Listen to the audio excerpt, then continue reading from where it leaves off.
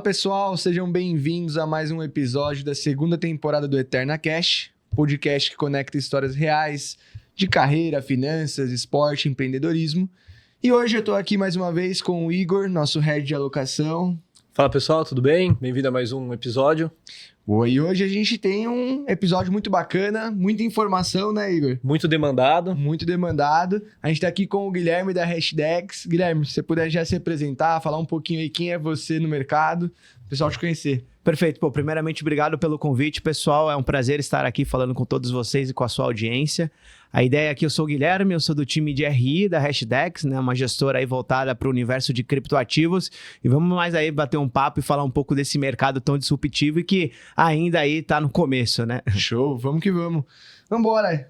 Quer lançar a primeira? Eu acho que seria interessante, Guilherme. Conta um pouquinho pra gente sobre a Hashdex, começa a falar um pouquinho quem que é a Hashdex, essa parceria que a gente já tem com a Eterna, desde o começo lá da Eterna, acho que é bacana para os nossos clientes também se situarem. Perfeito, não, então vamos lá, né? A Hashdex, ela é uma gestora, como qualquer outra gestora que existe aqui no mercado brasileiro e mundo afora, mas a ideia dela é... O core dela é fazer investimentos atrelados a criptoativos. Então, de uma forma, ser esse elo entre o mercado financeiro tradicional, dando acesso a esse novo mercado de criptoativos, né? Como a gente gosta de dizer, de uma forma simples, segura e regulada, né? Hoje a Hashdex, ela nasceu aqui no Brasil, né? Orgulho de ser brasileira, com o primeiro carro-chefe ali, o Hash 11, que hoje foi o primeiro ETF de cripto da B3, mas ela tem aí hoje um caráter de uma expansão global, né? Então a gente tem produtos listados na Europa, nos Estados Unidos, né? Então buscando outras jurisdições também, mas o core dela realmente é isso, né? Então a gente tem ali investimentos destinados a criptoativos e fazendo gestão desde ETFs e fundos também, que existem aí nas prateleiras e nas plataformas, né? Perfeito, bem legal. Boa. E aí, acho que pra gente começar, é legal a gente ir criando aqui um panorama, né? Explicando desde o início.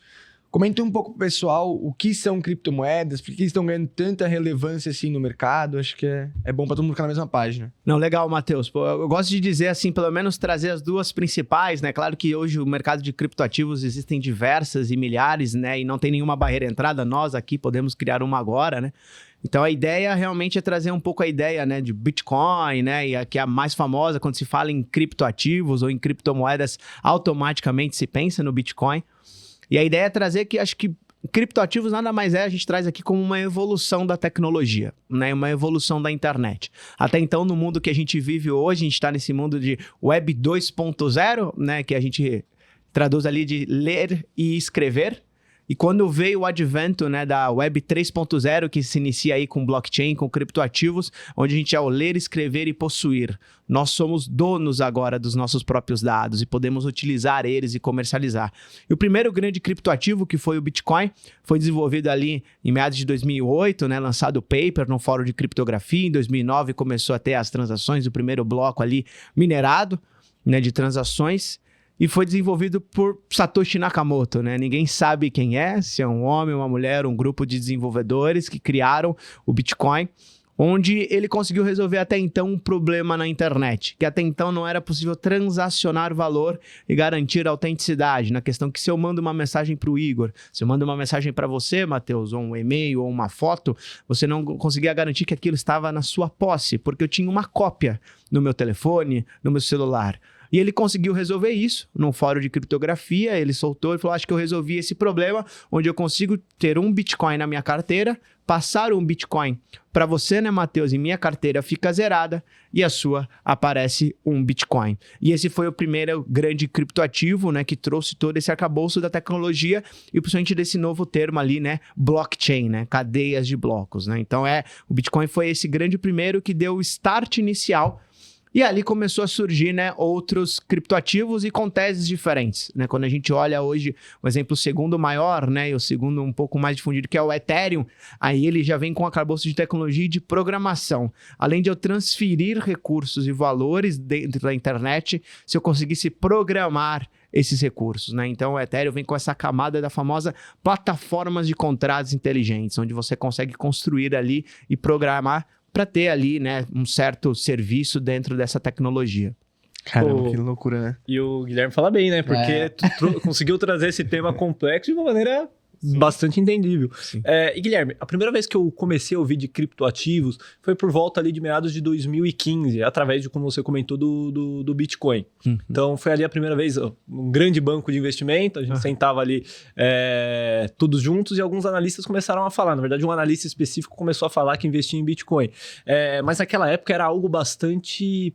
não só volátil, porque ainda é um ativo volátil, mas de bastante especulação. Tinha bastante, um sonho muito grande, que eu acho que ele até se realizou, ele se tornou para muita gente, a gente ouve grandes gestores falar em reserva de valor, mas em que momento ali você acha que o Bitcoin deixou de ser esse criptoativo de alavancagem, de volatilidade, de muito risco?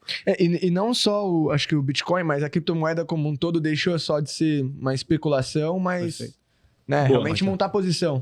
Certo. Eu acho que ainda tem um pouco desse caráter, né, ainda, mas eu acho que quando começou em 2024, quando a gente teve aí, né, um lançamento e a aprovação dos ETFs à vista de Bitcoin e de Ethereum nos Estados Unidos, isso acho que foi um grande marco para a indústria como um todo, né? Orgulho de ser brasileiro, que aqui a gente está desde 2019 ali empreendendo e trazendo esse acesso, mas é claro que os Estados Unidos, eles foram ter ETFs, não foi só um lançamento, foi o melhor lançamento na história da SEC, foram 11 ETFs aprovados de uma vez só, de um único ativo, que foi o do Bitcoin em janeiro de 2024, e ali começou a era da adoção institucional. Então hoje, né, eu brinco, talvez há 4 ou 5 anos atrás, falar de cripto talvez teria certos preconceitos, né, realmente também lá atrás, quando eu ouvia falar, a gente passa e vai quebrando essas barreiras.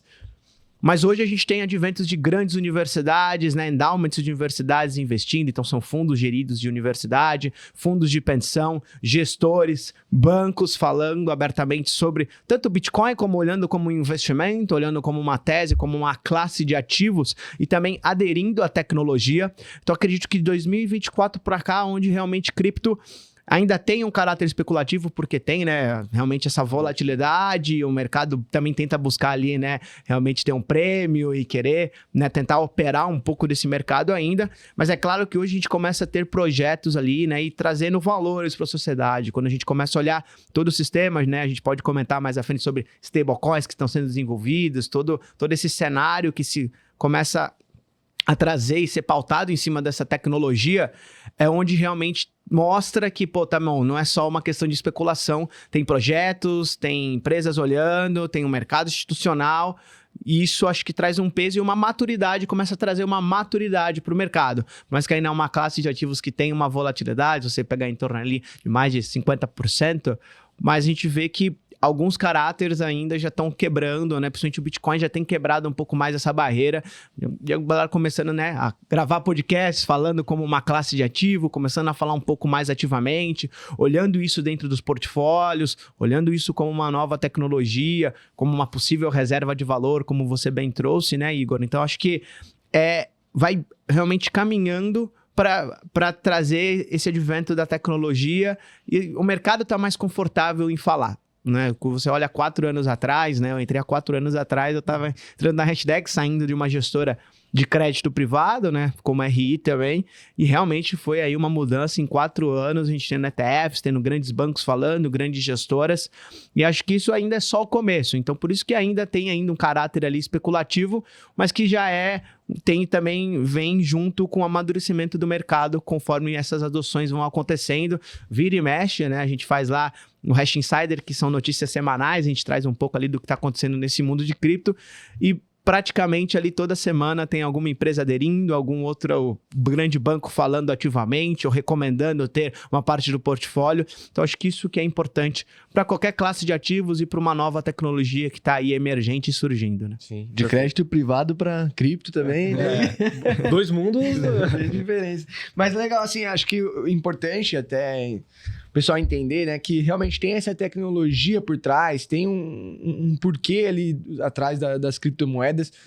Senão o pessoal às vezes fica muito achando que é só uma especulação, sim, não tem sentido nenhum aquela criptomoeda, né? Mas tem realmente uma tecnologia por trás. E aí você já até comentou um pouquinho ali que a blockchain, né, foi o que o o Satoshi Nakamoto conseguiu desenvolver para transacionar. Mas explica um pouquinho mais ali o que é essa blockchain e teve alguma evolução ali do começo para agora nas criptos ou realmente se manteve a mesma coisa? Perfeito, né? Blockchain nada mais é, né, pelo termo em inglês, de cadeias de blocos, mas é como se fosse uma rede, é uma nova forma de escalar confiança, né? Uma vez que você fez uma transação utilizando essa tecnologia, ou seja, eu mandei um Bitcoin, ou registrei na blockchain do Ethereum, ou utilizei cada uma dessas redes, uma vez que está registrado lá, é imutável e validado no mundo inteiro e transparente. Todo mundo consegue verificar e averiguar que aquela transação foi feita.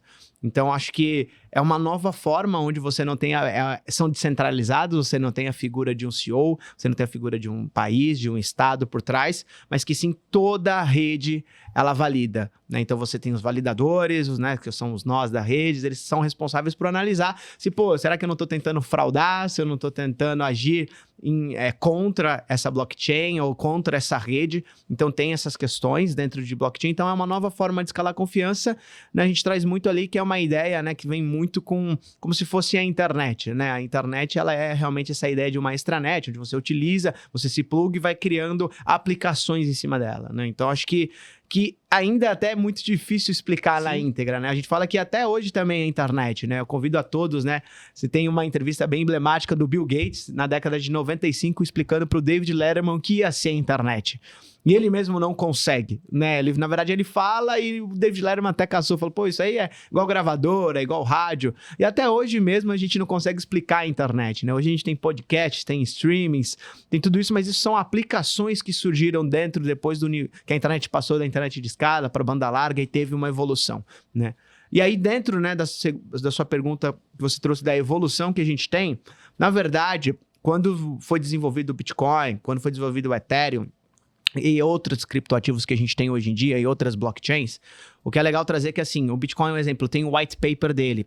Então, as regras do jogo já estão definidas e elas não mudam, né? Na verdade, não podem ser alteradas, né? Então, tem um consenso da rede para manter aquelas regras e isso onde traz também uma segurança, né? Porque para você mudar, né? Assim, o Ethereum já teve algumas atualizações ao longo do tempo, né? Eu gosto de trazer que o Ethereum é como se fosse um sistema operacional. A gente vira e mexe, né? Sistemas como Windows, iOS, Android sendo atualizados. Então, ele tem essa atualização para melhorar, né, os serviços, para abarcar mais serviços, para ter mais agilidade nos processos, processadores. Mas o Bitcoin não, né? O que traz a segurança do Bitcoin, e por isso que ele tem olhado muito como uma reserva de valor digital emergente na nossa visão, tá, pessoal? Assim, a gente ainda não crava que é, porque ele perde ainda em dois aspectos se você olhar com o ouro, né? Que já é uma reserva bem estabelecida.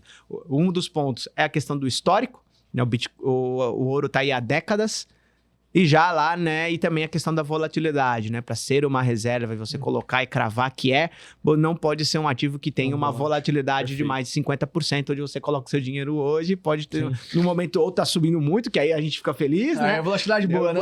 Volatilidade do bem que todo mundo quer, né? Mas quando tá caindo também, né, realmente são às vezes quedas, né, que para quem tá nesse mercado há um tempo, né, 10, 20% é do jogo, mas às vezes para quem tá entrando, para um investidor, para uma investidora que tá se posicionando, realmente pode machucar. Então, Banco Central, né? Banco Central, então realmente não dá para cravar que já é, né, está reserva, estabelecido, né, como uma reserva, mas está caminhando para isso. A gente brinca, né? Hoje, talvez você comprar um café utilizando o Bitcoin vai ser o café mais caro que você vai pagar no universo pelo potencial de valorização que já teve no passado, mas que tem também para frente. Então, realmente, a gente traz muito isso. Mas as regras estão estabelecidas do jogo. Isso que é legal, né? Assim, o white paper, se você ler, né? Convido a todos. No nosso site também tem lá o guia do Bitcoin para explicar um pouquinho o que é realmente essa questão do Bitcoin, o white paper que o Satoshi publicou, né? E a gente vê lá todas as regras e é imutável. Aquelas regras vão existir só 21 milhões de bitcoins, através de mineração, como que funciona. Então tá tudo bem estabelecido. É um código aberto.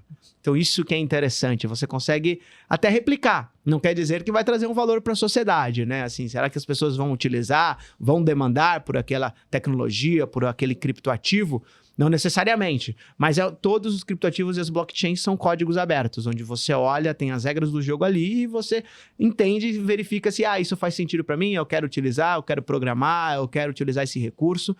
Então, hoje, realmente é isso. Mas é claro que algumas blockchains, como o Ethereum, como eu trouxe, tem algumas atualizações ao longo do tempo, mas que também tem ali uma uma votação, né, de quem são os detentores dos tokens e os desenvolvedores, né, do token Ether podem ali estar efetuando a votação para melhorias ou não. Já o Bitcoin não. O Bitcoin ele tem ali aquilo, as regras do jogo tá dado e ali onde traz a segurança também para a rede, né? Não, boa. Bom, Guilherme, vou trazer aqui um pouco desse seu talento de explicar coisas complexas de uma maneira simples. Tá mandando bem nesse tema para falar sobre mais três possibilidades ali quando a gente fala de criptoativos. Os próprios criptoativos, assim, para fazer uma diferença entre eles, dos próprios criptoativos, dos tokens e das stablecoins. O que é cada um desses nomes complexos que às vezes os clientes vêm perguntar para a gente e é difícil essa explicação. Acho que você consegue mostrar, simplificar esses temas. Perfeito, a gente brinca, né? Que às vezes nem todo criptoativo vai ser uma criptomoeda, nem toda criptomoeda vai ser um criptoativo, né? Então você tem todas essas questões, mas o que a gente diz que assim, né, como eu comentei, existem várias blockchains, várias redes, vamos trazer assim, vários sistemas. Então você tem a rede do Bitcoin, você tem a rede do Ethereum, você tem a rede ali realmente da Solana, Cardano, entre outras que existem.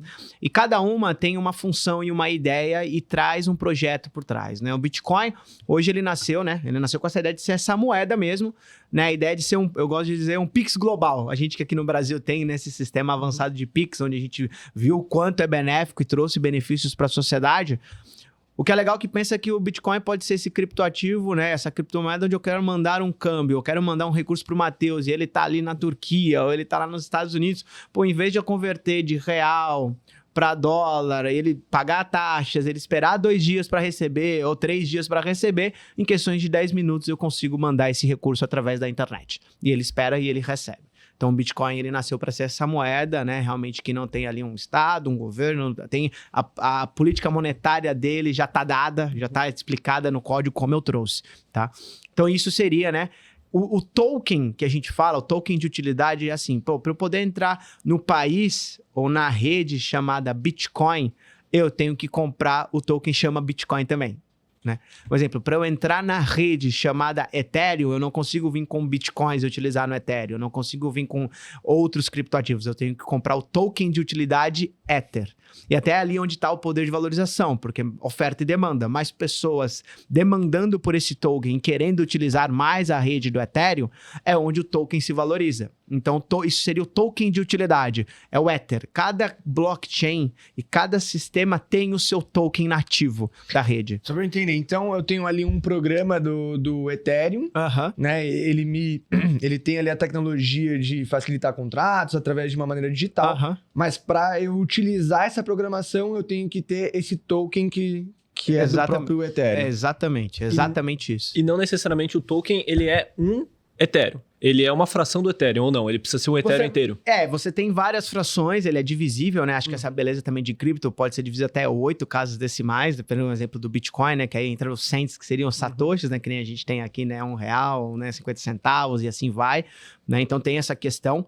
Mas é isso, para você poder interagir, eu não consigo chegar com dólar, eu não consigo chegar com real na Ethereum e falar, Ethereum, eu quero programar e utilizar a rede. Não. Você vai ter que converter esse recurso que você tem, esse dinheiro, para Ethereum, né? E aí você vai comprar o token Ether, né? Então a blockchain é Ethereum, o token é Ether. Assim como você tem Solana, o token é Sol, né? Então, para poder ter qualquer interação com essas blockchains, você tem que ter o token de utilidade mesmo, né? E hoje em dia, antes da gente entrar na stablecoins, hoje em dia, com esses tokens, a gente consegue fazer inúmeras coisas dentro da sociedade, né? Traz um pouquinho dos benefícios que esses tokens estão trazendo hoje em dia para a nossa sociedade. Perfeito. É uma forma onde quando a gente olha para as plataformas de contratos inteligentes que seriam a infraestrutura, você começa a ter serviços, né? A gente pode até falar na parte ali de tokenização e até entra a parte de stablecoins, mas você começa a ter todo um ecossistema, né, sendo absorvido, né, grandes bancos utilizando essa tecnologia para transações financeiras, para registros, até para melhorar a questão de back-office, de programação. Então, isso é onde essa tecnologia ela consegue abarcar todos esses serviços que a gente tem hoje no mundo, né, tradicional e que a gente vê, mas também desde finanças descentralizadas, redes sociais, né, porque acho que essa é a beleza de cripto, né, você acaba sendo dono dos seus dados. né? Então, a gente brinca, pô, aqui você tem um podcast, tem um trabalho empregado, onde vocês têm seguidores, mas se você pensar, os seguidores não são de vocês. Porque se amanhã, né, resolve tirar do ar, né, o YouTube ou o Spotify, você não consegue levar isso, né? Você não consegue falar, não, mas essa base é minha, eu conquistei, eu tive todo um trabalho. Hoje, com criptoativos, existem já redes sociais onde é isso. Cada seguidor seu é um token. E você pode estar levando e negociando isso. Então, você começa a ter serviços que até a gente pensava que era difíceis ou que nem eram nossos, começaram a gente ter um poder e ter uma jurisdição e realmente a surgir, né? Então dá para sonhar assim que qualquer tipo de contrato ele pode derivar de um token. Comprar uma casa, comprar um carro. Exatamente. Isso pode ser o futuro da nossa sociedade e isso através da tokenização, que é um dos temas que a gente está comentando aqui. Seria nessa linha. Exatamente. Hoje, né, a tokenização, para explicar para o pessoal, nada mais é do que pegar um ativo real, né, ou pessoas, ou serviços, ou crédito, ações, né, moedas, né, propriamente dito, e você criar uma casca, vamos trazer assim, de uma forma bem simples, e levar dentro de uma blockchain e deixar registrado lá. E você poder utilizar, né, dentro dessa blockchain para fazer um contrato. Hoje você colocar, às vezes, você tem a sua casa, vamos imaginar no futuro, e você tokenizou ela, fez esse serviço, como se fosse quase uma hipoteca ali, né? Você tokenizou e você pegar uma fração dela, como eu falei, como ela é divisível, você não precisa ter ali, né, 100% disso, você pode pegar 1%, 2%, colocar como um colateral e uma garantia e tomar um empréstimo, às vezes, para reformar a sua própria casa. Pô, Só legal. que é isso, você é responsável também por isso. Você não vai ter ninguém ligando e falando, vamos executar, sua garantia, o preço tá caindo, você tem que colocar mais, ou colocar dinheiro, ou devolver o dinheiro. Não, vai ser executável, né? Auto-executável. Acho que essa aqui é a grande beleza. Que legal. Né? Você é dono e também é auto-executável. Eu não tenho que apertar nenhum botão e nem do outro lado, né? O próprio contrato inteligente vai ler as regras do jogo, esse é o contrato, tá feito. Mas você começa a ter serviços assim, até de cadeias de suprimento, a gente vê a parte de safras de grãos sendo tokenizadas, para você acompanhar, né, realmente o desfecho dela e o caminho dela.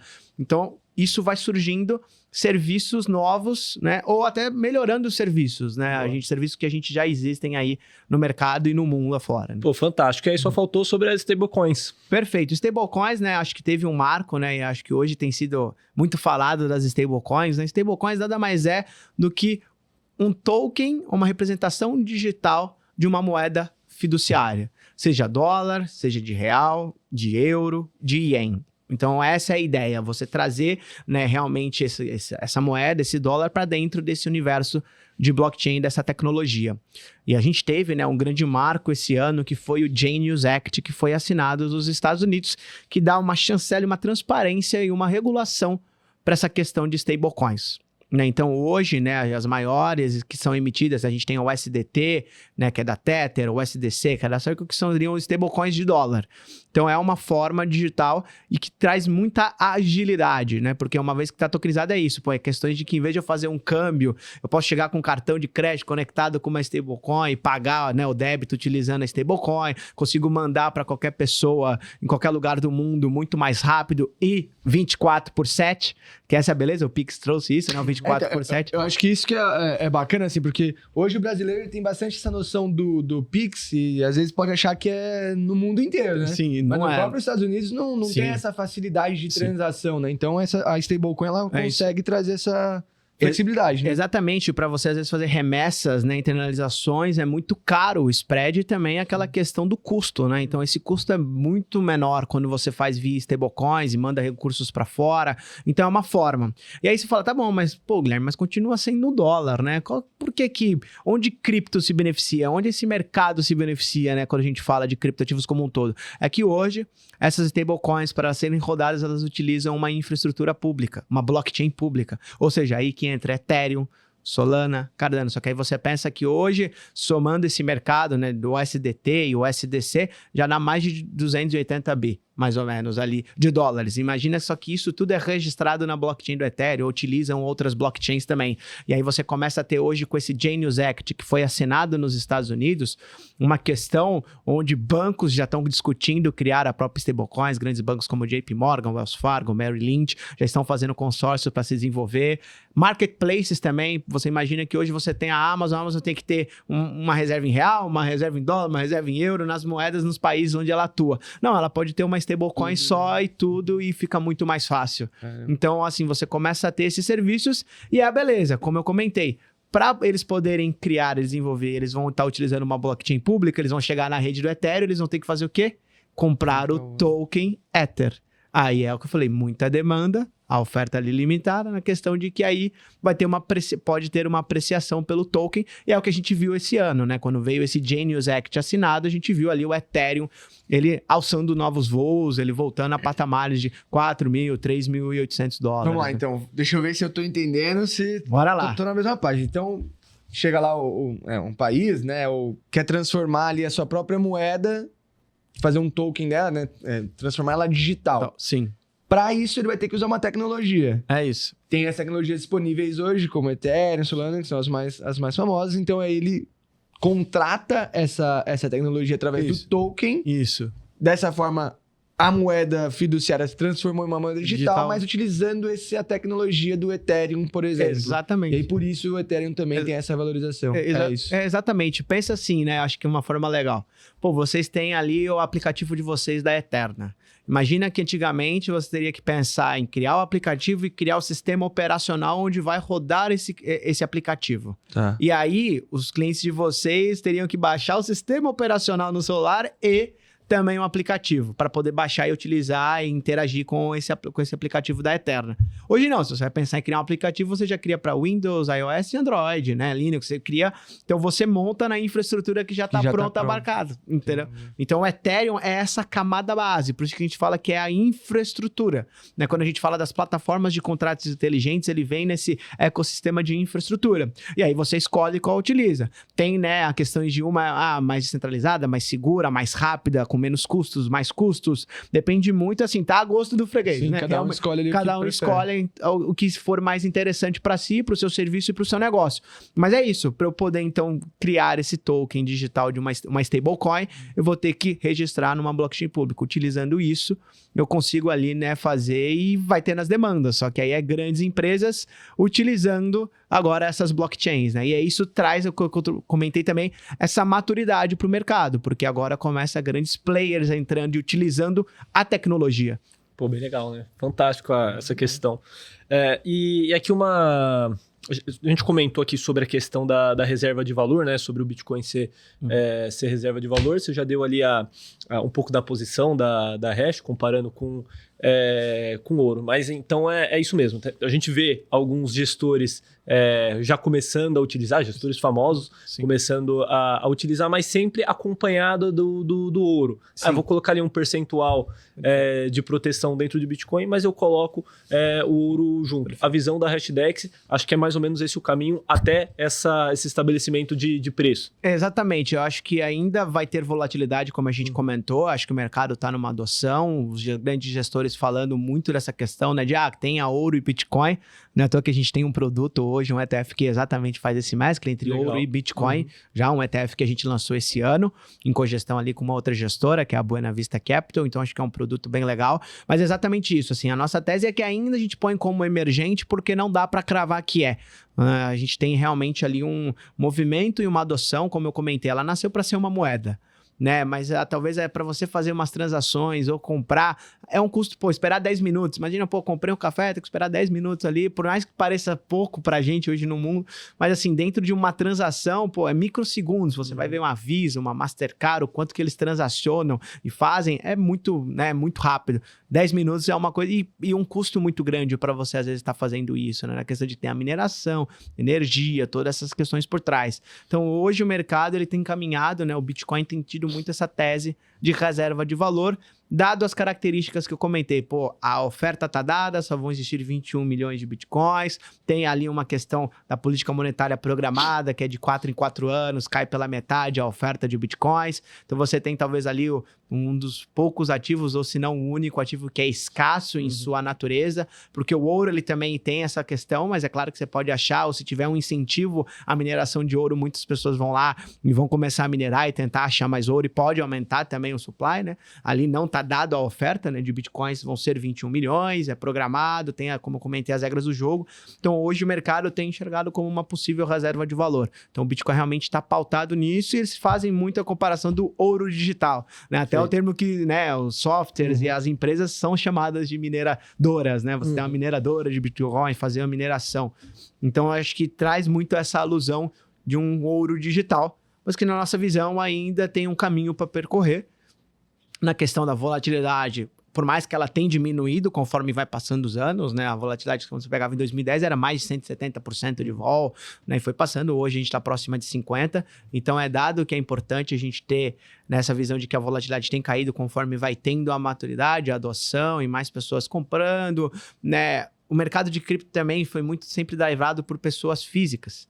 E a gente olha, né? A gente teve até recentemente, né, uma liquidação onde, né, o mercado dá muita alavancagem para pessoa física quando a gente fala as exchanges, até 200, 300 vezes. Então, e a gente sabe, né? Acho que vocês sabem melhores do que eu, que às vezes o investidor num cenário adverso e de risk-off, né? De, vou tarifar a China, geopolítico, alguma guerra, algum cenário macroeconômico, todo mundo fica com medo e todo mundo corre para ativos seguros. Não é à toa que a gente vê o ouro realmente aí estando nas máximas, porque todo mundo, né? É o ativo no mundo. O Brasil aqui a gente tem ali o CDI, né? Então a gente acaba correndo para o CDI. Mas se você olha no mundo, todo mundo procura o ouro, né? Então, perfeito. Então é natural. E aí, por mais que ainda o Bitcoin ele tem esse caráter, mas ele ainda vai ter uma volatilidade. E às vezes muita gente vai olhar e fala assim, pô, mas o ouro tá subindo, o Bitcoin subindo, mas ele tem essas solavancos, essa volatilidade, porque ele ainda tem também esse play ali de uma nova tecnologia, um ativo novo, e que é muito drivado por pessoas físicas. E aí, é isso, tem esses pânicos, esses cenários de risk-off, a galera acaba vendendo. Isso já mudando bastante, como você falou, institucionais entrando, né? Isso vai trazendo uma estabilidade, a gente começa a ver, mas ainda, né, tem muita pessoa física ainda no jogo, né, e essas alavancagens, e aí, pô, vocês são do mercado e sabem muito bem, começa a estopar e vender compulsoriamente todo mundo, né, então imagina, uma alavancagem de 300 vezes, 200 vezes, então isso acaba ali, às vezes, né, impactando no preço. Por isso que a gente tem aí uma visão de realmente, pô, é longo prazo, né, ainda não dá para cravar que é, mas hoje a tese central do Bitcoin é essa. Boa. A gente tinha uma pergunta aqui de lavagem de dinheiro, pirâmide, mas eu acho que, dado que a gente já falou de tecnologia, o pessoal já consegue entender bem que, pô... É seguro. É seguro, tem algo de por pirâmide, trás. né? Assim, acho que só para trazer até uma dica e trocar nesse tema, que acho que é legal, que muita gente fala, né, nessa questão, é isso. Acho que primeiro, né, a gente tá aqui no mercado financeiro, né, ninguém pode garantir rentabilidade. Então, se você, alguém tá lá ao canto, né, da cereja falando, olha só, pô, prometo aqui 10, 15, 20, 30% ao ano. Assim, né, tenha realmente o pé no chão de que no mercado financeiro, até disclaimers, né, rentabilidade passada não é garantia de rentabilidade futura. Então, acho que isso é importante. E acho que a tecnologia, eu falo que ela é agnóstica na questão de que, assim, você tem que separar a tecnologia do usuário. Sim. Que nem a internet é uma coisa maravilhosa que trouxe para o nosso mundo e nosso dia a dia. Mas, infelizmente, tem pessoas que utilizam para o mal. Né? Você tem Deep Web, você tem várias coisas que acontecem dentro da internet. Infelizmente, a gente brinca muito também que nem quando foi lançado os carros, quem utilizava carro era assaltante de banco. Carro é ruim? Não. Né? Então, você tem que separar o usuário realmente não ali. Não é a tecnologia, não é a criptomoeda. É quem tá por trás ali querendo fazer alguma utilizar para malefícios, né? Então, infelizmente, isso acontece e também acontece em criptoativos. Claro que já existem alguns TED Talks de agentes do FBI, da CIA, que falam que o interessante de cripto, por ser um livro razão aberto, eu consigo ver a transação. Então, por enquanto tá anônimo. Eu mandei um Bitcoin, se eu estou fazendo algo malefício, mandei pro Matheus, o Matheus mandou pro Igor. Se o Igor converter, transformar isso em dinheiro e pensar em pegar, eu consigo fazer todo o caminho do dinheiro e chegar na pessoa que começou e falar, pô, aqui, ó, tá aqui. E como é registrado, é imutável, selado com criptografia, né, essas transações que acontecem, é impossível praticamente eu ir lá e imutar e tentar apagar essa transação que foi feita, né? Então, acho que essa talvez é uma segurança que traz, é o que vocês comentaram, é transparente, todo mundo consegue ver e verificar e auditar, né? Você comentou uma coisa interessante, tô até tentando puxar aqui na memória, onde que eu vi recente, que fala que a grande evolução da humanidade, né, da sociedade, foi quando a gente começou a deixar de ter tanto medo do novo, né, e se motivar a inovar, né? E a partir disso a gente conseguiu crescer. Então, acho que você ter esse medo ali é normal, mas a gente não pode se travar a querer ficar no que já existe, né? A gente tem que inovar e tem que pensar novo, porque isso é a sociedade evoluindo, né? Sim, a gente viu, né? Infelizmente a gente teve ali uma pandemia, mas que acelerou muitos processos em empresas que não estavam no digital, né? Serviços que não estavam pensando nesse cenário tiveram que correr atrás e entrar para o mundo digital. Às vezes mesmo tendo preconceitos e não querendo entrar nesse primeiro momento, né? Então acho que é natural. E acho que vem o shift geracional também, né? A gente pega dos nossos pais para nós, aí no futuro para os nossos filhos, filhas ou sobrinhos, ou a geração que vem vindo já é da tecnologia. Né? A gente ouve histórias até dentro da Hashdex, lá o nosso head aqui do Brasil, ele falou que a sobrinha dele, em vez de pedir um presente de Natal, pediu a moedinha de um jogo. Já não é mais o presente físico de comprar, né, com carrinho. Não, a galera, não, me dá aqui a skin do meu jogo, compra aqui, tio, me dá um dinheirinho pra eu depositar e jogar no meu jogo, meu videogame. Então, olha onde já tá chegando, né, a tecnologia como um todo.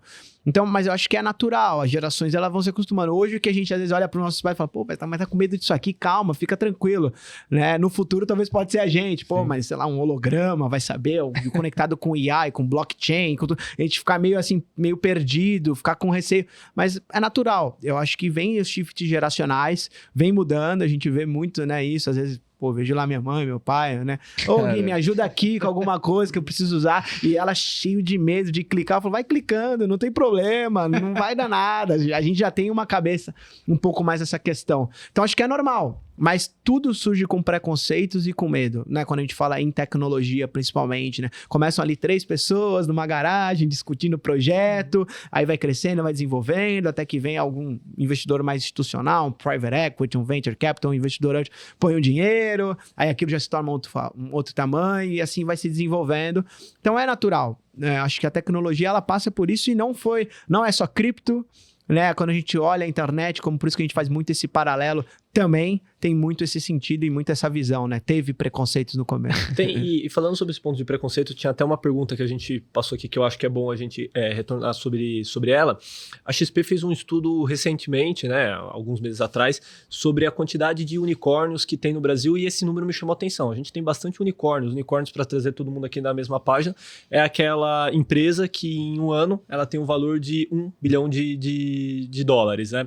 E me surpreendeu a quantidade de empresas que surgiram e que se tornaram unicórnios, porque quando a gente olha na bolsa, a gente não tem IPOs, não tem empresa entrando na bolsa de valores. E aí quando a gente foi detalhar de onde vêm essas empresas, a maior parte eram empresas relacionadas à parte de finanças, à parte de pagamentos ou algo do tipo. Sim. Então tem essa questão, essa influência aí das criptomoedas, mas também tem um avanço. O Brasil é um país que ele é muito avançado nesse setor financeiro, né? Sim, eu acho que é um tema legal aqui para trazer para os nossos clientes, porque a gente tem um pouco dessa síndrome de vira-lata, mas o Brasil é um país muito avançado nessa segurança e nessa estrutura financeira. Sim, exatamente. Eu falo que assim, eu falo que orgulho de ser brasileiro nessas questões, principalmente relacionadas a cripto, porque aqui a gente conseguiu ter, né, os ETFs e fundos aprovados muito antes de um dos maiores mercados que é tido como financeiro do mundo, que é os próprios Estados Unidos, né?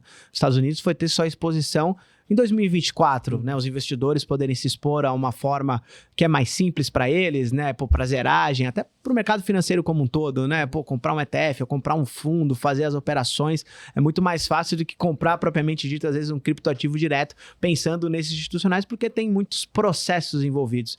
Então, acho que é exatamente isso, a gente vê esses avanços, né, o Pix foi um exemplo deles, então acho que o Durex em fase de teste, está na 3ª fase de teste já, né, então acho que isso vai evoluindo com o tempo, né? A gente vê a própria B3, as liquidações, a própria B3 tem estudos de começar a incorporar a própria blockchain, né? Porque você tendo contratos inteligentes, auto-executáveis, tudo programado, é muito mais rápido. Perfeito. Então você vê cartórios, você citou cartórios, já estão estudando também. A gente vê a parte voltada para sucessão patrimonial, grandes escritórios de advocacias começando a tentar entender como que blockchain, essa tecnologia... Pode facilitar mesmo.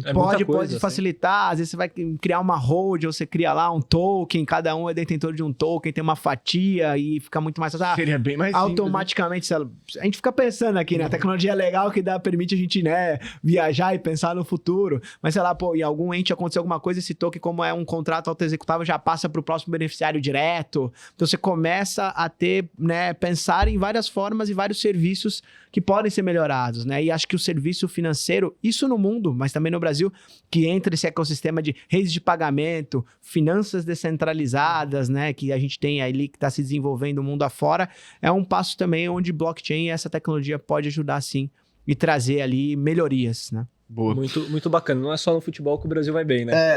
Se bem que no futebol faz tempo que não vai. Boa. Não, mas legal. Acho que a gente abusou bastante aqui do seu conhecimento sobre a tecnologia. Vamos partir até um pouco mais para a parte do investimento, né, da Hashdex. Até porque eu fiquei preocupado aqui, agora que ele comentou essa parte da evolução, eu já fiquei pensando, eu pedindo para minha filha, ó, me ajuda aqui. Já tô imaginando, mas tudo bem. Vamos lá. O que você acha que vai ser o grande motor aí para os próximos anos para essas criptomoedas, como um investimento mesmo? O que pode fazer com que elas ganhem ainda mais valor? Perfeito. Eu acho que, assim, aquela questão, toda a tecnologia está fadada ao fracasso se ela não for utilizada e não gerar um valor para a sociedade. E a gente tem várias histórias ali no mercado, né? Pô, para quem lembra, teve BlackBerry, teve Kodak, teve Yahoo, teve grandes empresas e grandes empresas que mudaram também, né? Então, pô, Netflix era uma locadora, a Amazon era uma livraria, né? Então, eu acho que o mais importante, acho que o shift que a gente está entrando agora é exatamente essa adoção institucional. Por parte de investimento, né? Quando a gente pega os ETFs distribuídos, principalmente lá nos Estados Unidos, por mais que eles demoraram, mas também quando entra é com 2 pés no peito, né? E realmente ali já somam mais de 160 bilhões de dólares cada esses ETFs em soma, assim, de AUM de que eles captaram em 1 ano e 10 meses. Então, realmente mostra uma demanda reprimida e a gente começa a ver realmente a adoção da tecnologia, né? A gente vê Visa e Mastercard, a gente vê Nike, a gente começa a ver de grandes gestoras, também utilizando a tokenização, parte de crédito. Aqui no Brasil a gente vê muito essa questão do crédito tokenizado surgindo.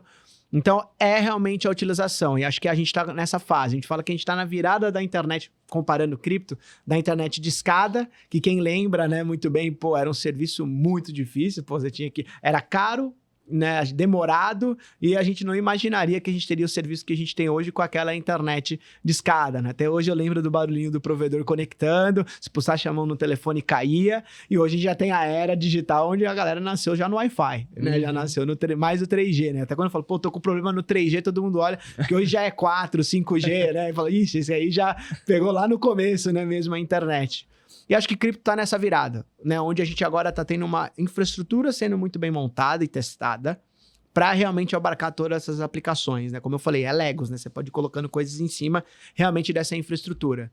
Então, por isso que a gente vê realmente, assim, com bons olhos, muito investimento nessa tecnologia, muitos fundos de venture capital olhando para isso, private equities, a gente vê grandes empresas desenvolvendo, pensando, linkando. Então, acho que para frente é isso, é a adoção continuar forte, né? É isso que a gente espera todo dia, todo momento sai uma notícia nova de um grande player olhando ou recomendando como uma classe de ativos e falando, ó, você tem que ter na sua carteira porque seu futuro é tecnologia, pelo menos uma parte. A gente pode comentar depois como é a nossa visão de olhar, né, como investimento e também aderindo à tecnologia. Então acho que para frente é promissor, vai ter volatilidade. Não são todos que vão trazer um valor para a sociedade. Depois também por isso que puxa o gancho ali de por que a gente acredita que investir através de um índice faz muito mais sentido do que você comprar um só, porque aí será que você está comprando o que vai perdurar daqui 3, 4, 5 anos? Então a gente tem todas essas questões, mas acho que hoje é legal ver isso, essa adoção que não tinha. Grandes bancos tidos como conservadores tendo produtos de cripto e oferecendo, né? Grandes gestores e grandes assessorias falando cada vez mais abertamente, trazendo, né, nós aqui, outros players para falar dessa tecnologia. Então, acho que isso mostra um movimento positivo para a classe. Uma regulação mais a favor dessa tecnologia, destravando cada vez mais, mas ao mesmo tempo também, né, quando a gente fala de regulação, já gera um medo, né, de um controle, mas trazer uma fiscalização para você não ter problemas, né, pelo menos para os prestadores de serviços, né. Então, você quer ser uma exchange, você quer tokenizar o crédito, você quer ser uma tokenizadora, mas espera aí, vamos ter algumas regrinhas, você quer emitir uma stablecoin? Você pode, tá aqui agora, tá aqui as regras, pode utilizar, fica à vontade. Então, isso vai trazendo uma maturidade, que eu acho que a gente está nessa virada, saindo da internet como se fosse a internet de escada para a internet banda larga, né? Então ainda tem um caminho grande a percorrer, né? Porque às vezes a gente fala tudo isso, né? E traz isso para o investidor, traz isso para o mercado de que olha o que está acontecendo nas adoções, e claro, a gente aqui tem energia e é entusiasta muito da tese, mas ainda está muito no começo. Quando a gente olha o market cap inteiro de cripto é 4 trilhões de dólares. Se você pegar um pouco mais de 2 trilhões é do Bitcoin. Então vamos pensar que o resto que a gente está falando também de uma nova tecnologia ainda cabe dentro de grandes big techs, o mercado inteiro. Então ainda tem muito para avançar e muitos testes ainda para fazer, né? Então por isso que tem ali também uma volatilidade, é um ativo também muito sensível. Mas acho que é ver essa adoção, acho que é o mais importante, e monitorar, e verificar o que está acontecendo com essa tecnologia e como que está avançando. Pegando esse gancho, Guilherme, assim, como a Hashdex define a missão dela junto aos investidores? Perfeito. É democratizar o acesso como investimento. Aqui a gente está olhando como investimento mesmo, como uma nova classe de ativos, como a gente gosta de dizer, de uma forma simples, segura e regulada. Através dos seus assessores, né? Vocês conseguem lá estar falando e verificando e investindo via ETF, via fundos, né? Em várias plataformas, né? Através da XP. Então, acho que é democratizar o acesso como uma classe de investimento. Né? Realmente aqui a gente é uma gestora, segue todo o rito tradicional de regulação, de compliance, de risco, órgãos reguladores, mas que dá acesso a um investimento e que é muito difícil às vezes, né? Para hoje uma pessoa física, não difícil de comprar, mas às vezes de fazer a guarda. A gente se preocupa muito com essas questões de segurança e de processos, e foi assim que nós mostramos realmente para os órgãos reguladores que, a gente tem processo, a gente tem guarda, a gente faz a guarda certinho das chaves, utiliza custodiantes institucionais e regulados nos Estados Unidos. Então a gente não segue só uma jurisdição brasileira, segue americana, segue também da Europa. Então a gente tem todo esse arcabouço. Então essa é um pouco da nossa ideia, né? De trazer ali como uma classe de ativos, trazer um educacional, né? Não só sobre a tecnologia, mas até como investimento, porque é uma classe que, pela beleza de, às vezes, os retornos que trazem, às vezes os investidores querem dar all-in, a gente fala, não, calma, não é uma classe para você ir com sede ao pote. Perfeito. Então a gente traz todo esse educacional para se olhando como investimento. Até puxando esse gancho, né? Como que vocês veem ali dentro da alocação, né? É um risco, ou é uma proteção, uma diversificação? Perfeito. Como que você tem que...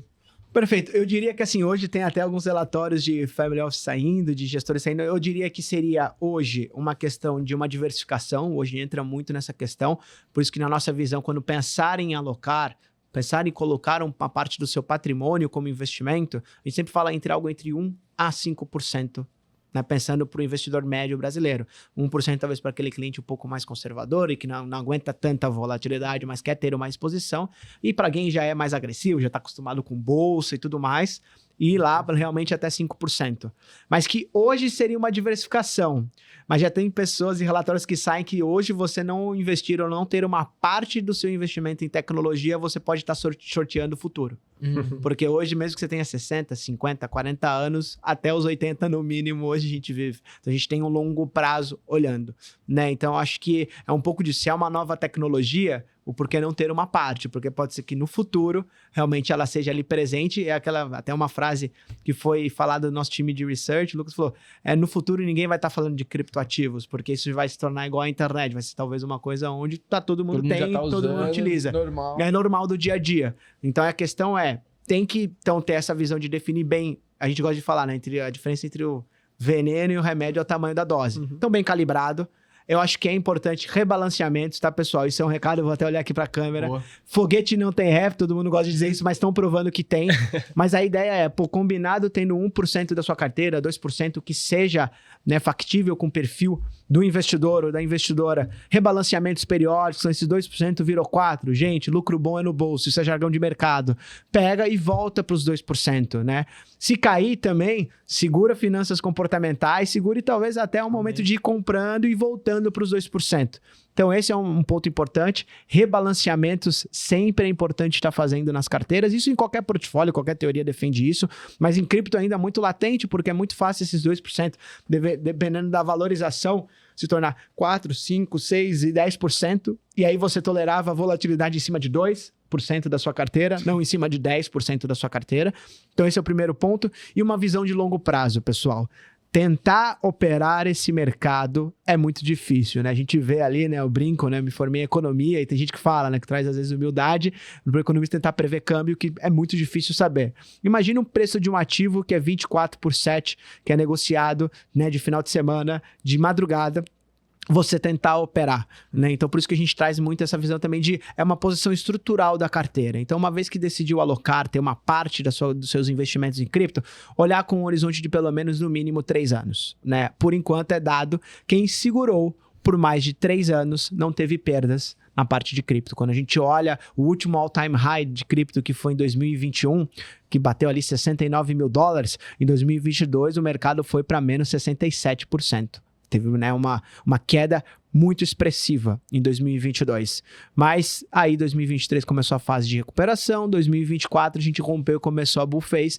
Então assim, aquele negócio, quem comprou a 69 mil, teve toda uma queda de mais de 60%, mas o ano passado já chegou a bater 100, 110, a gente teve esse ano altas de 126, agora está em 108, 110. Então assim, realmente isso mostra que é isso, longo prazo, né? Pelo menos no mínimo 3 anos, mas com rebalanceamentos ao longo do tempo, tanto para cima quanto para baixo. Perfeito. Show. Quando a gente olha para a composição ali do fundo da Hashdex, de uma maneira assim, do carro-chefe, qual que é a composição ali? Quais as criptos que compõem? E já juntando, destaca também quais são os produtos que você acha que é mais interessante ali para... Perfeito. Vamos lá, eu acho que assim, a ideia, o carro-chefe nosso é o Hash 11, né? O certo. ETF, né? Hoje ele é o segundo maior ETF em número de cotistas da B3 e o terceiro maior, né, em AUM. Então acho que isso mostra realmente aí, né, um avanço do mercado e ainda muito com que o pessoal ainda não recomenda tão ativamente, né, mas alocou e vocês mesmos, né, trouxeram, pô, a Eterna tava lá, né, no IPO,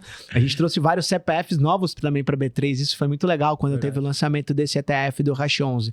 O Hash 11, ele segue um índice que é o Nasdaq Crypto Index, acho que primeiro aí traz um ponto interessante, a gente tem uma parceria e a gente co-criou esse índice com a Nasdaq, uma das maiores administradoras ali, provedoras de índices do mundo, né, conhecida. E por que a gente gosta muito da ideia de um índice? Porque é isso, a gente está falando aqui muito de tecnologia. E se você voltasse e olhasse os principais indicadores lá atrás, o Nasdaq 100, o S&P 500, e voltasse a 20 anos atrás, todas as posições mudaram, ou permaneceu uma ou outra. Né? Como eu trouxe, pô, a gente tinha Kodak, a gente tinha Exxon, a gente tinha Yahoo, a gente já teve BlackBerry. Pega hoje o Nasdaq 100 e você tem ali, pô, Microsoft, Netflix, Amazon, 7 magníficas, né? Seriam as empresas ali, tudo voltado. Nvidia já tem uma volatilidade até igual ao cripto, de 50%, 60% e já caiu mais de 90% no mercado, em momentos de crise. E hoje todo mundo fala de Nvidia, né? O mercado para ver o balanço de Nvidia, para ver ali, né, se o mercado tá bom ou tá ruim. Ela é um termômetro também. Então isso mostra, né, o avanço dessa tecnologia. Só que é muito difícil saber. Né, é isso, pô, como se eu chegar aqui pra você falar é o seguinte, compra aqui, Igor, compra XRP, que é essa. Será que é essa no futuro? É ela que vai perdurar? Agora, quando você está num índice, você está acompanhando a evolução desse mercado. Quando o Hash 11 surgiu e a gente listou ali, né, e tinha ali, né, o nosso primeiro, esse ETF, ele começou com mais de 90% em Bitcoin. Hoje você tem Bitcoin, você tem Ethereum, você tem XRP, você tem Solana, você tem Cardano, você tem outros criptoativos e que é atualizado de 3 em 3 meses. De 3 em 3 meses, a Nasdaq passa o filtro, tem critérios de elegibilidade, como eu comentei, tem que ser suportado por 2 exchanges, por custodiantes institucionais, os criptoativos, valor de mercado, liquidez, para a gente poder comprar esses criptoativos, até porque a gente tem aplicações de resgate. Então, imagina que a gente está entrando no ativo que não tem muita liquidez e eu tenho resgate, como que eu vou honrar? Então, tem todos esses critérios bem definidos e que a gente vai acompanhando a evolução desse mercado, onde a gente não tem que dar um call to action de falar assim, é só o Bitcoin, é só o Ethereum, é só o Solana. Claro que, para quem tem esse perfil, e às vezes o cliente fala, não, eu quero ter só o Bitcoin porque eu entendi o Bitcoin. A gente tem o nosso ETF, né? O BITH11 é só de Bitcoin, né? Mas eu acho que a gente gosta muito e acho que a porta de entrada para quem nunca teve é uma carteira diversificada nesse segmento, porque é isso, você acaba sendo agnóstico de ter que saber qual vai ser. O vencedor ali, né? Não, eu acredito na tecnologia, eu acredito na tese de criptoativos. Então eu compro ali, né, o Hash 11 ou o fundo 100 NCI também, a gente tem ali, né, esse produto via fundo também que acaba acompanhando a evolução desse mercado. Ah, mas e no futuro pode ser só o Bitcoin? Tá bom, o índice vai estar montado em cima do Bitcoin. Posição. Então, né, e não é à toa que 70% hoje do índice é o Bitcoin, como eu comentei, ele é o que tem o maior valor ali de mercado, né? Tem realmente ali um market cap maior. Então, acho que a ideia seria muito isso, né? Acho que começar nisso. A gente tem outros produtos até que são mais agressivos, né? Outros ETFs. Mas eu acho que o Hash 11, né? E os fundos que derivam deles, né? A gente tem até fundos com proporções diferentes para tirar um pouco dessa volatilidade, né? Então, o 20, o 40, o 100, junto com a XP a gente tem ali o fundo de previdência. A gente utiliza eles. Né, o 40 XP Prev, que é um veículo que, pô, para previdência é muito legal, que você tem, né, dólar, lembrando que é importante dizer isso, a gente não faz hedge cambiais, nem na parte de cripto. Então a gente tem dólar, você tem cripto e tem também ali o CDI, né, que diminui um pouco, suaviza um pouco mais a volatilidade de um fundo 100% ou de um ETF 100% cripto. Então a gente traz muito isso, mas eu acho que sempre é importante, assim, trazendo aqui um recado, conversar com o seu assessor, com o planejador financeiro, com o pessoal da Eterna aqui, porque eles vão saber direcionar baseado no perfil também. Por mais que às vezes um 1%, né, às vezes num produto que é 100% cripto, pode chacoalhar muito e o cliente não aguentar, porque não é que o produto é ruim, é que ele não, talvez ele não aguentou a volatilidade. Mas ele pode ir num produto que nem vocês já trouxeram, que utilizam, pô, o 20, o 40, vamos entrar ali pequeno, vamos começar a entender, vai sentindo, vai entendendo o mercado, acostumando com essa volatilidade. Então, acho que é muito disso, assim. Eu acho que a gente tem uma gama de produtos, mas eu acho que o Hash 11, o que deriva do NCI, né, que segue esse índice, seria talvez a porta de entrada para quem quer começar a ter ali, né, uma parte dos seus investimentos e tá olhando como investimento a parte ali de cripto. Muito bom. Boa. Estouramos o tempo, então vamos para a parte... Vamos para a parte final? Pra parte a gente final. sempre tem um bloco aqui, Guilherme, que é que a gente muda o nome todas as vezes. É o bate-pronto. Então, a gente faz uma pergunta e aí tem a resposta. A Júlia deu o nome de... como que é? Decodifica aí. Decodifica aí. Dá o tokeniza aí, também pode dizer. Então, é bem rápido mesmo. É uma pergunta e uma resposta de bate-pronto. Só pra gente fechar aqui. A gente vai intercalando aqui as perguntas. Isso. Tá bom. Boa. Começa aí. Eu começo? Então, Guilherme, qual ativo que, na sua opinião, não pode faltar na carteira quando a gente olha para cripto, né? Totalmente verdade, Hash 11. Hash 11, boa. Qual cripto você vê com maior potencial de valorização? Agora é para queimar. Eu iria nas plataformas de contratos inteligentes, a infraestrutura. Bacana. Né? Então, Ethereum, Solana, hoje eu olharia isso. Não que o Bitcoin não tenha, mas acho que Ethereum também, essa parte de infraestrutura, não só o Ethereum, mas todo esse ecossistema tem muitos olhos em cima deles também. Show. Se você tivesse o poder de derrubar um mito sobre criptomoedas, qual mito você derrubaria? Do lastro. Boa. Qual foi o maior ganho que o fundo da Hashdex já capturou no mercado? A gente tem fundos, né, como o CNCI, com uma valorização mais de 1000% em 5 anos. Então, assim, mas com volatilidade, tá, pessoal? Vou colocar um disclaimer. Um erro comum de quem começa a investir em cripto. Tentar fazer market time, acertar os topos e os fundos desse mercado e não ter uma paciência e segurar, mesmo em cenários de queda. Boa. Isso aqui vou levantar a bola, hein? Um acerto que todo investidor deveria repetir. Rebalanceamentos. Eu acho que é o mais importante. Eu acho que esse é o maior acerto para qualquer carteira e para qualquer classe de ativos. Pô, tá com lucrinho, mesmo num prejuízo, pô, segura ali e faz um rebalanceamento da sua carteira. Acho que continua sendo mais perene. Né? Achei que você ia falar ter Hash 11. Já falei na primeira. Boa, última. O futuro do dinheiro é digital, descentralizado ou ambos? Ambos. Aqui a gente não vem com essa questão de que cripto vai acabar com os bancos, aquele discurso. Não. Eu acho que vai ter uma mescla, a gente vê realmente essa mescla entre a tecnologia ajudando, disruptando ou melhorando serviços já existentes. Top, fechamos. Bate-papo muito bom. A gente já imaginava que ia dar uma estouradinha, porque tinha bastante coisa pra falar. Pô, foi fera demais, gostei pra caramba. Obrigado, Guilherme, por ter participado. Foi muito esclarecedor. Acho que o pessoal vai conseguir entender um pouquinho melhor aí o que é a tecnologia das criptos. Legal. Se quiser ter alguma mensagem final, algo que você queira falar... Perfeito, acho que como, né, aqui virando um podcaster, né? Não, então siga a Hashdex nas redes sociais, a gente faz um material educacional muito interessante, tanto no nosso site, também quanto nas redes sociais, então Instagram, realmente LinkedIn, a gente também tem ali uma página no nosso site de Insights e Educação, então a gente faz materiais para ajudar a trazer um pouco, realmente... esse educacional do que é criptoativos, né? O que seria essa nova tecnologia. E conte com a gente. Eu queria agradecer muito ao convite aqui do pessoal da Eterna, a Júlia, que está aqui no backstage também. Mas para realmente, assim, a gente conseguir trazer esse tema, né, que é um pouco ali ainda polêmico, né? Acho que é normal, é natural. E conte com a gente aqui da Hashdex, né, com nossos calls mensais e também com os assessores, né, todo o time aqui da Eterna, para ajudar ali a dar um direcionamento e trazer ali realmente o que é um pouco desse universo. Então, só agradecer. Show demais. A gente sempre tem entrega aqui um presentinho pro participante. Aí sim, hein? Pô, muito obrigado. Agradecimento aí por participar do podcast. Obrigado. Pô, foi bem legal mesmo. E é isso aí, Igor. Siga também a gente nas redes sociais, Eterna Capital Oficial no Instagram.